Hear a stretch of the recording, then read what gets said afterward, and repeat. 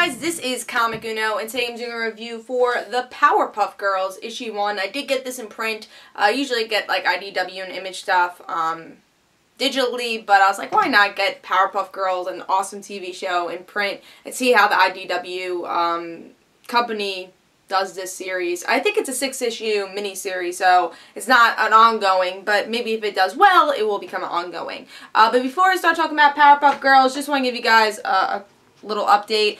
First update is that I am having my 3,000 subscriber live show tomorrow at 10 Eastern Time. I know, 10 Eastern Time PM. I know that I don't have 3,000 subscribers yet. I'm 3 subscribers away, but I'm hoping I'll get to 3,000 by tomorrow. And tomorrow I have a lot of free, not a lot of free time, but I have free time to do the live show and hopefully watch Batman, the episode that was recommended, and read the comic that was recommended. So that'll be at 10 Eastern Time tomorrow, and also have some exclusive comics for Dark Avenger Inc. Comic Uno episode 15, which will be annotated. We got Bane, issue 23.4. This is part of Batman. This will also have an in-depth review on Dark Avenger Inc. because we are reviewing every issue of Villains Month between all the reviewers, and that's what I'm contributing with. Also, we got The Wake, issue 4, and this is all exclusives for Comic Uno episode 15. Batman Superman Doomsday, issue 3.1.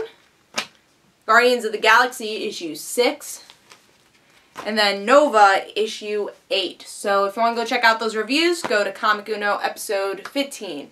But let's talk about Powerpuff Girls, issue 1. And I got the cover A, so I guess this is like the original cover.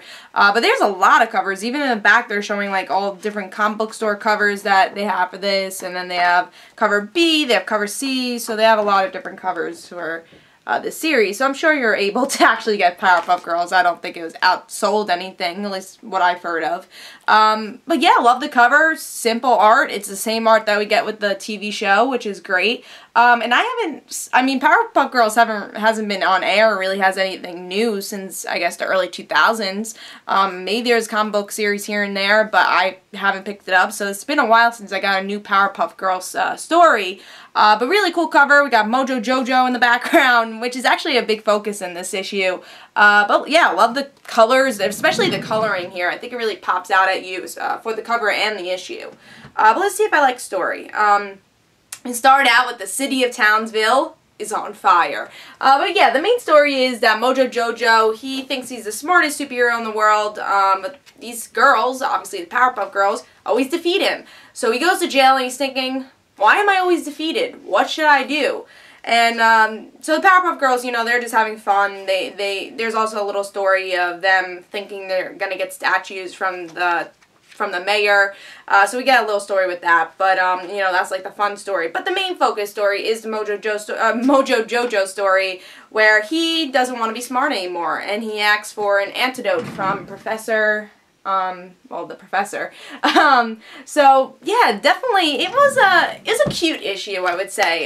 You know, there is some story with this mini-series, again, the Mojo Jojo story, which is the antidote, like he doesn't want to be super anymore, he wants to be a regular monkey. That way he actually doesn't know about his failures, because that's why he's so smart. He keeps pondering on his failures, and now he just doesn't want to do that anymore. If you can't defeat the Powerpuff Girls, why always think about it? So I thought that was interesting, especially since Mojo Jojo is definitely their main villain, their arch nemesis, and very connected to their origins. And I think we get a little hint of that towards the end. If you've seen every Powerpuff Girls episode, or if you saw the episode where we find out that Mojo Jojo was connected to Chemical X and was the professor's monkey and experiment, then you would know that this ending is very connected to the TV show. I gotta say, the one thing I didn't like that kind of slowed this issue for me is honestly the Powerpuff Girls story. They have this golf story going on, and there's this monster taking over Townsville, like always. I felt that was just very generic. It just kind of battled from here and there. The dialogue was definitely there. It's like I could definitely picture that being in the episode, but I felt like that wasn't, as I'll say, the Powerpuff Girl magic of, you know, who the Powerpuff Girls are. Maybe we could have seen them in the pre-K, yeah, kindergarten, I'm sorry. Maybe we should have saw them in the kindergarten. Maybe I could have had more fun with that, and maybe one superhero battle, but 2 superhero battles kind of felt like the same thing in this issue. issue. But again, the art is really good. Really enjoyed the art. The colors were great here, and I'm glad that they stick to the same art as the TV show, or else I'd be pretty annoyed.